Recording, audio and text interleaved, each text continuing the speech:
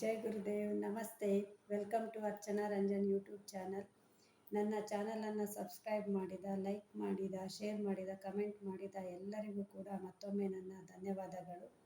ಈ ವಾರದ ಸ್ಟೋರಿ ಟೈಮ್ಗೆ ನಾನು ಆಯ್ಕೆ ಮಾಡಿಕೊಂಡಂಥ ವಿಷಯ ನಿರ್ಮಲವಾದ ಪ್ರೀತಿಗೆ ಯಾವುದೇ ಬಂಧವಿಲ್ಲ, ಎಲ್ಲೇ ಇಲ್ಲ. ಅನ್ಕಂಡೀಷನಲ್ ಲವ್ ಅಂತ ಹೇಳ್ತೇವೆ, ಪ್ಯೂರ್ ಲವ್ ಅಂತ ಹೇಳ್ತೇವೆ. ಈ ಪ್ರೀತಿ ಎಲ್ಲ ಲಿಮಿಟೇಷನ್ಸ್ಗಳನ್ನು, ಎಲ್ಲ ಕಂಡೀಷನ್ಸ್ಗಳನ್ನು ಮೀರಿ ಇರುವಂಥದ್ದು ಅಂತ ಹೇಳ್ತಾರೆ. ಅದೇ ರೀತಿ ಈ ನಿರ್ಮಲವಾದ ಪ್ರೀತಿ ಜೀವನದಲ್ಲಿ ಎಲ್ಲರಿಗೂ ಎಲ್ಲರಿಂದನೂ ಸಿಗುವುದಿಲ್ಲ. ಆ ಪ್ರೀತಿ ನಿಮ್ಮ ಜೀವನದಲ್ಲಿದೆ ಅಂದರೆ ನೀವು ಖಂಡಿತ ಅದೃಷ್ಟಶಾಲಿಗಳು. ಹಾಗಾದರೆ ಏನು ಈ ಪ್ರೀತಿಯ ಕತೆ ಅಂತ ಹೇಳಿ ನೋಡೋಣ. ಈ ಕಥೆಯ ಮುಖ್ಯ ಪಾತ್ರಧಾರಿ ನಮ್ಮ ಭಗವಂತ ಶ್ರೀಕೃಷ್ಣ. ಸೊ ಶ್ರೀಕೃಷ್ಣನ ವಿಷಯ ಬಂದಾಗ ನಮಗೆಲ್ಲರಿಗೂ ಗೊತ್ತೇ ಇದೆ. ಸೊ ರಾಧಾಕೃಷ್ಣರ ಪ್ರೀತಿಯನ್ನು ನಾವು ಪ್ರೀತಿಯ ಒಂದು ಅಮರ ಸಂಕೇತವಾಗಿ ಯಾವಾಗಲೂ ನೆನಪಲ್ಲಿ ಇಟ್ಕೊಳ್ತೇವೆ ಅಲ್ವಾ. ಸೊ ಈ ಶ್ರೀಕೃಷ್ಣ ಪರಮಾತ್ಮನಿಗೆ ಒಂದು ದಿನ ವಿಪರೀತವಾದ ತಲೆನೋವು ಪ್ರಾರಂಭ ಆಗುತ್ತೆ. ಸೊ ಎಷ್ಟು ತಲೆನೋವು ಅಂತ ಹೇಳಿದರೆ, ತಲೆಯನ್ನು ಒತ್ತಿ ಕಟ್ಟಿ ಹಿಡಿದ್ರೂ ಕೂಡ ನೋವು ಕಡಿಮೆ ಆಗುವುದಿಲ್ಲ. ಅತಿಯಾದ ನೋವಿನಿಂದ ಪರಮಾತ್ಮ ಬಿದ್ದು ಕೆಳಗೆ ಹೊರಳಾಡ್ತಾ ಇರ್ತಾರೆ. ಎಲ್ಲರ ನೋವನ್ನು ನೀಗಿಸುವಂಥ ಶ್ರೀಕೃಷ್ಣನಿಗೆ ಬಂದ ಈ ತಲೆನೋವಿನ ಸುದ್ದಿ ತಿಳಿದು ಎಲ್ಲ ಓಡಿ ಬರ್ತಾರೆ. ಸೊ ಪತ್ನಿಯರು ಬಂದು ಉಪಚಾರವನ್ನು ಮಾಡ್ತಾರೆ. ರುಕ್ಮಿಣಿ ತಲೆಯ ಭಾಗವನ್ನು ನೀವಲೆ ಅಂತ ಹೇಳಿ ತಲೆಗೆ ಕೈಯನ್ನು ಹಾಕ್ತಾಳೆ. ಶ್ರೀಕೃಷ್ಣ ಒಮ್ಮೆಲೆ ಕಿರಿಚಿ ಅವರನ್ನು ದೂರ ತೂಡ್ತಾರೆ. ಯಾಕಂದರೆ ಅಷ್ಟು ವಿಪರೀತವಾದ ತಲೆನೋವು ನನಗೆ ತಡ್ಕೊಳ್ಳಿಕ್ಕೆ ಆಗ್ತಾ ಇಲ್ಲ ಅಂತ. ಸೊ ಉಳಿದವರೆಲ್ಲರೂ ಕೂಡ ಓಡಿ ಬಂದು ಉಪಚಾರ ಮಾಡಲಿಕ್ಕೆ ನಿಲ್ತಾರೆ. ರಾಜ್ಯ ವೈದ್ಯರನ್ನು ಕರೆದುಕೊಂಡು ಬರ್ತಾರೆ. ಏನೇ ಮಾಡಿದರೂ ಕೂಡ ಶ್ರೀಕೃಷ್ಣನ ತಲೆನೋವು ಕಡಿಮೆ ಆಗುವುದೇ ಇಲ್ಲ.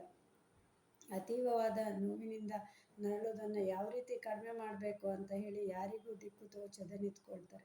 ಆಗ ಅಲ್ಲಿಗೆ ಬಂದ ಮಹರ್ಷಿ ನಾರದ ಅವರು ಒಂದು ಉಪಾಯವನ್ನು ಸೂಚಿಸ್ತಾರೆ. ಸೊ ಈ ವಿಪರೀತವಾದ ತಲೆನೋವು ಹೋಗಬೇಕು ಅಂತ ಹೇಳಿದರೆ, ಶ್ರೀಕೃಷ್ಣನನ್ನು ಅತಿಯಾಗಿ ಯಾರು ಪ್ರೀತಿಸ್ತಾರೋ ಅವರ ಪಾದದ ಧೂಳನ್ನು ಅವರ ಹಣೆಯ ಭಾಗಕ್ಕೆ ಸ್ಪರ್ಶಿಸಿದರೆ ಆ ತಲೆನೋವು ಕಡಿಮೆ ಆಗುತ್ತೆ ಅಂತ ಹೇಳಿ.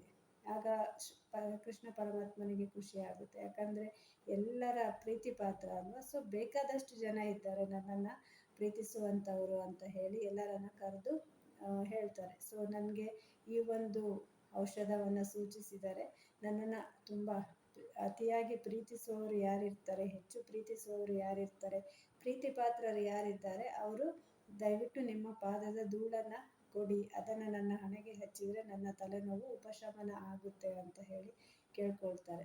ಸೊ ಈ ಮಾತನ್ನು ಕೇಳಿದ ಪತ್ನಿಯರು ಒಮ್ಮೆಲೆ ಹೌಹಾರ್ತಾರೆ. ಸೊ ರುಕ್ಮಿಣಿ, ಸತ್ಯಭಾಮ ಯಾರೂ ಕೂಡ ಅವರ ಪಾದದ ಧೂಳನ್ನು ಕೊಡಲಿಕ್ಕೆ ಒಪ್ಪುವುದಿಲ್ಲ.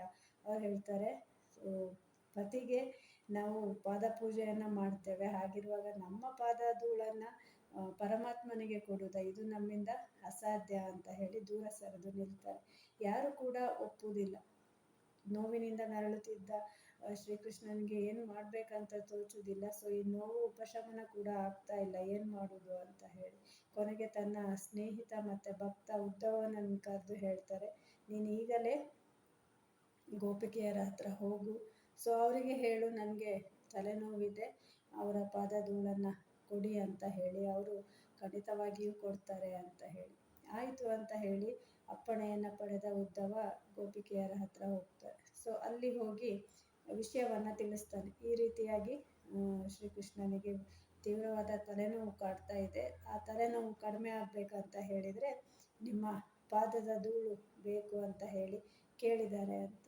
ಕೆಲವೇ ಕ್ಷಣದಲ್ಲಿ ಚೀಲದಷ್ಟು ಪಾದದ ಧೂಳು ಅಲ್ಲಿ ಸಂಗ್ರಹ ಆಗುತ್ತೆ. ಸೊ ನಮ್ಮ ಕೃಷ್ಣನಿಗೆ ತಲೆನೋವು ಅಂತ ಹೇಳಿದರೆ ಅದು ಉಪಶಮನ ಆಗಲಿಕ್ಕೆ ನಾವೇನು ಬೇಕಿದ್ರೂ ಮಾಡ್ತೇವೆ ಅಂತ ಕ್ಷಣ ಕೂಡ ಯೋಚನೆ ಮಾಡದೆ ಅವರೆಲ್ಲರ ಪಾದದ ಧೂಳನ್ನು ಅವರು ತುಂಬಿಕೊಡ್ತಾರೆ.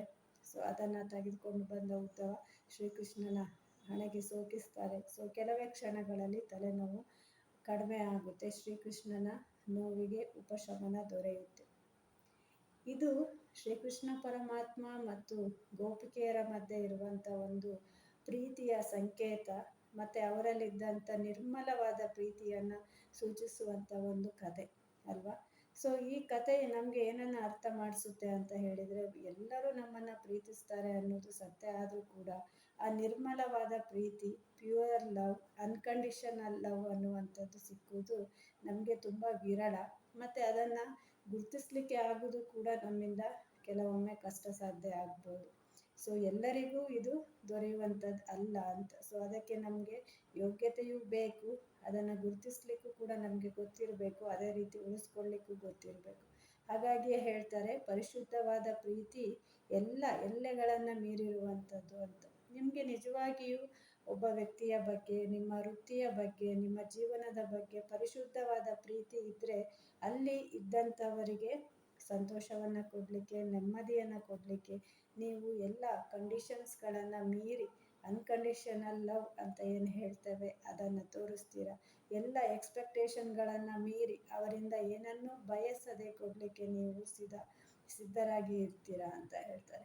ಸೊ ಇದು ಒಂದು ಕತೆ ಅನಿಸ್ಬೋದು, ಅಥವಾ ನಮಗೆ ಇದರಲ್ಲಿ ಏನಿದೆ ಅಂತ ಅನಿಸ್ಬೋದು, ಆದರೆ ಅದರ ಹಿಂದೆ ಇರುವ ಭಾವ ತುಂಬ ಅರ್ಥಪೂರ್ಣ ಆಗಿರುವಂಥದ್ದು. ಪ್ರತಿಯೊಂದು ಕಥೆಯೂ ಕೂಡ ಅನೇಕ ಅರ್ಥಗಳನ್ನು ನಮಗೆ ಕೊಡುತ್ತೆ ಅಲ್ವಾ.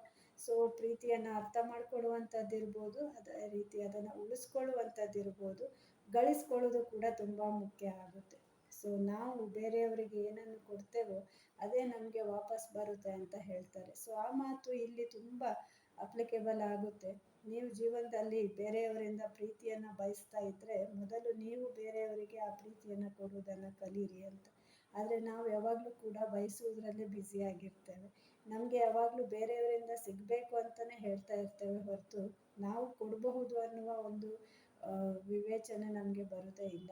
ಆದರೆ ಯಾವಾಗ ನಾವು ಅದನ್ನು ಅರ್ಥ ಮಾಡ್ಕೊಳ್ತೇವೆ ಮತ್ತು ಒಪ್ಕೊಳ್ತೇವೆ ಆಗ ನಮಗೆ ಈ ಅನುಭವಗಳು ಆಗುತ್ತೆ. ಇದು ಶುದ್ಧವಾದ ಪ್ರೀತಿ, ನಿರ್ಮಲವಾದ ಪ್ರೀತಿ, ಎಲ್ಲ ಬಂಧಗಳನ್ನು, ಎಲ್ಲ ಎಲ್ಲೆಗಳನ್ನು ಮೀರಿರುವಂಥದ್ದು ಅನ್ನುವಂಥ ಈ ವಾರದ ಕಥೆಯ ಒಂದು ಸಾರಾಂಶ ಆಗಿತ್ತು. ಈ ಕತೆ ನಿಮಗೆ ಇಷ್ಟ ಆದರೆ ಲೈಕ್ ಮಾಡಿ, ಶೇರ್ ಮಾಡಿ, ಕಮೆಂಟ್ ಮಾಡಿ. ನನ್ನ ಚಾನಲನ್ನು ಸಬ್ಸ್ಕ್ರೈಬ್ ಮಾಡದೇ ಇದ್ದರೆ ಮಾಡಿ, ಅದರಿಂದಾಗಿ ನಾನು ಹಾಕುವ ಎಲ್ಲ ಥರದ ಹೊಸ ವಿಡಿಯೋಗಳು ನಿಮಗೆ ತಲುಪುತ್ತೆ. Once again thank you all for joining, thank you all for watching. ಜೈ ಗುರುದೇವ್, ನಮಸ್ತೆ.